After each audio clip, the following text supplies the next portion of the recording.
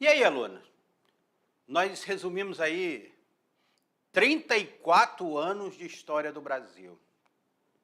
34 anos de história do Brasil em menos de 30 minutos. Nós fizemos um pequeno resumo para vocês terem uma base do Brasil, como ele se constitui.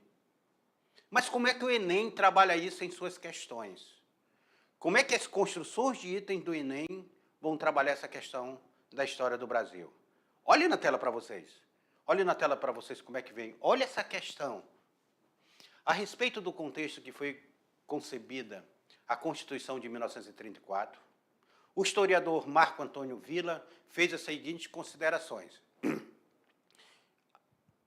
O culto do Estado forte é típico do período. Os Estados Unidos não era mais o modelo. A aspiração vinha da Europa do totalitarismo. Então, vamos evidenciar totalitarismo e vamos evidenciar Estados Unidos. Tá? Todos atacavam as ideias liberais. Vamos destacar ideias liberais também aqui. Consideradas anacrônicas. O escritor e ex-deputado Afonso Arinos, que nos anos depois seria um dos mais importantes líderes da UDN, União Democrática Nacional, e um dos mais enfáticos defensores do liberalismo, escreveu a Carta a Getúlio Vargas, que o Brasil precisava de um Estado forte. Esse só os moços que o sentem necessário poderá criar. Estado forte. Ainda antes da instalação dos trabalhos, e criticando o líder mineiro Antônio Carlos, que foi eleito presidente da Constituinte, disse que o velho político representava a rala água com açúcar do liberalismo flor de laranja. A rala água com açúcar do liberalismo flor de laranja. Antônio Carlos. Agora vem comigo aqui, coloca aqui o texto aqui comigo. Eu fiz alguns destaques nesse texto. Porque antes dessa Constituição de 34, nós tínhamos uma Constituição anterior, a Constituição de 1891. Quando Marechal Deodoro da Fonseca, que era positivista, cria a Constituição de 1991 com aquele lema Ordem e Progresso, que é um lema positivista, que vem de uma frase de Augusto Conte, que Augusto Conte colocava amor por princípio, ordem por base e progresso por fim. Ele utiliza essa frase para colocar na bandeira nacional. Naquele momento, aquela característica da república, ela tinha base iluminista, a mesma base que foi constituído a Constituição dos Estados Unidos, que foi constituída pelos movimentos liberalistas, pelos movimentos burgueses do liberalismo que se formaram ali desde o século XVIII. E o Brasil, a primeira Constituição brasileira, ela vai ter como molde essa Constituição do liberalismo. Só que, enquanto a inspiração vinha dos Estados Unidos, ele dizia que não. A aspiração que está vindo agora é da Europa. Porque a Europa, devido à crise de 29, a Europa tinha partido para os movimentos totalitários. O nazismo, o fascismo, o socialismo estavam super fortalecidos na Europa. E esses movimentos totalitários eram que atacavam o movimento liberal norte-americano.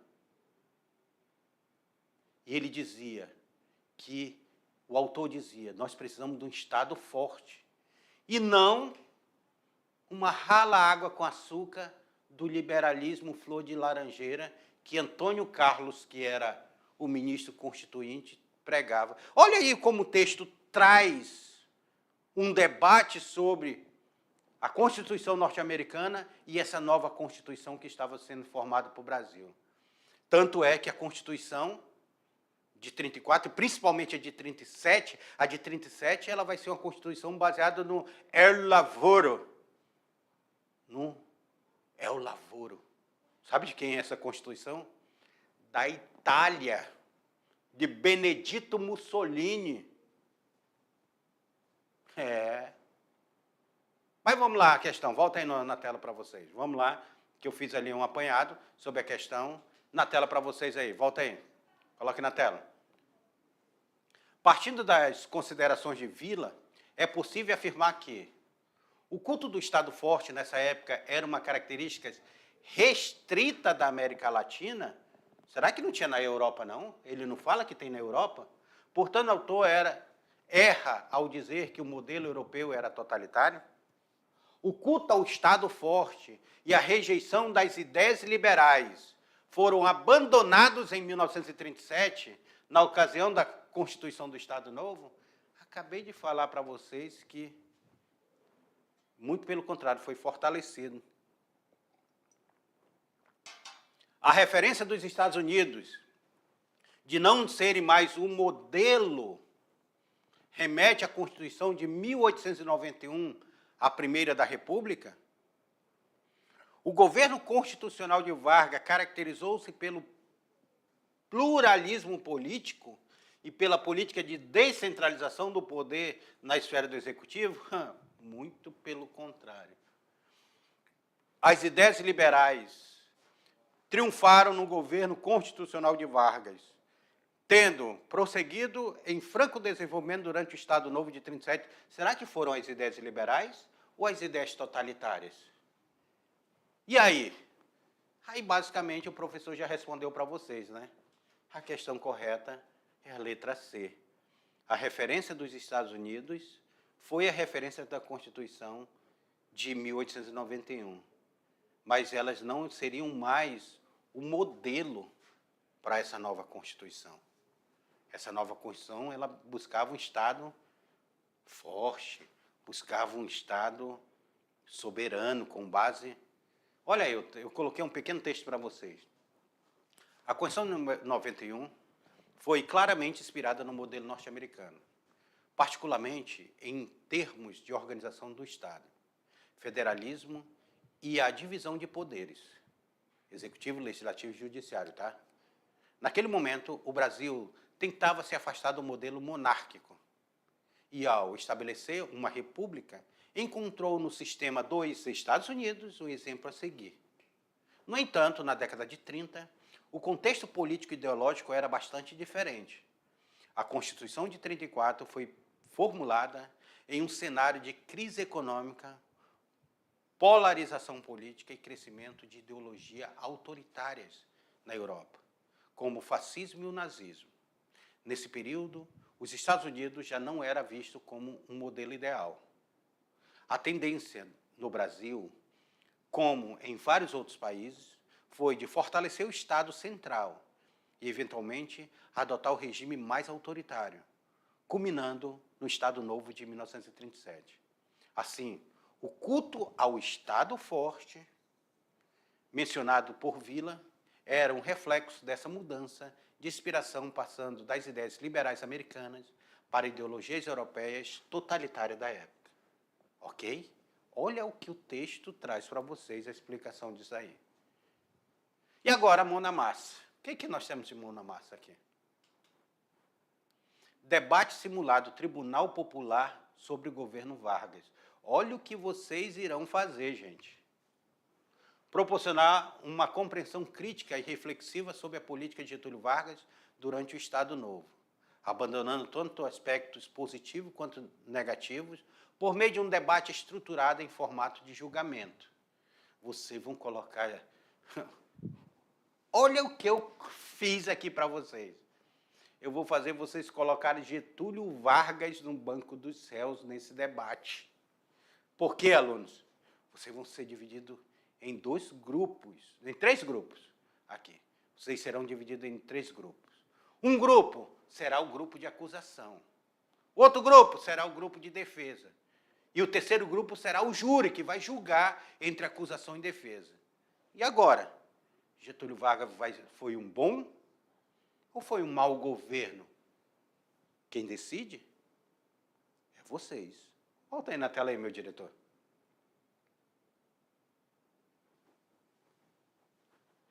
Divida a turma em 3 grupos principais, ou conforme critério do professor presencial. Acusação. Este grupo será responsável por reunir argumentos contrários ao governo Getúlio Vargas durante o Estado Novo, tá? O Estado Novo, 1937 a 1945, Estado Novo. Focando em temas como repressão política, censura, centralização do poder e falta de democracia. A defesa, o que a defesa vai fazer? A defesa, esse grupo irá preparar uma defesa a favor de Getúlio Vargas, destacando suas políticas populistas, a criação da CLT, o incentivo à industrialização e sua aproximação com a classe trabalhadora. E o júri? O que o júri vai fazer? Este grupo será formado por alunos que irão observar o debate, analisar os argumentos de cada lado e, no final, tomar uma decisão sobre o julgamento do legado de Getúlio Vargas durante o Estado Novo. Eu só estou querendo do Getúlio Vargas o Estado Novo, tá? O período de 1937 a 45. Não quero de 1930 a 34 ou de 34 a 37, só de 1937 a 45. Então, cada grupo, acusação e defesa, terá um tempo determinado para a realização da pesquisa, organizando seus argumentos e estudando fatos históricos relevantes. Eles podem usar livros, artigos, vídeos e outras fontes históricas para embasar suas falas. Podem também usar as aulas da mediação tecnológica, aulas sobre Getúlio Vargas, aqui que eu separei para vocês, tá? Vocês podem ir lá e acessar as aulas da mediação tecnológica. Desenvolvimento do debate. O debate será estruturado como tribunal simulado, em que a acusação apresentará seus argumentos contra o governo Vargas e suas políticas. E a defesa irá debater com argumentos favoráveis. Os grupos devem se organizar para apresentar provas históricas, dados, citações de historiadores, imagens, documentos, e fazer perguntas cruzadas. Por exemplo, a acusação pode questionar a defesa sobre o efeito das repressões políticas, enquanto a defesa pode indagar sobre os avanços trabalhistas. O júri popular, durante esse debate, o grupo de júri deverá fazer anotações e observar o desempenho dos alunos do grupo. Eles terão a responsabilidade de avaliar quais argumentos foram mais persuasivos, levando em consideração a apresentação dos fatos e a consistência dos argumentos.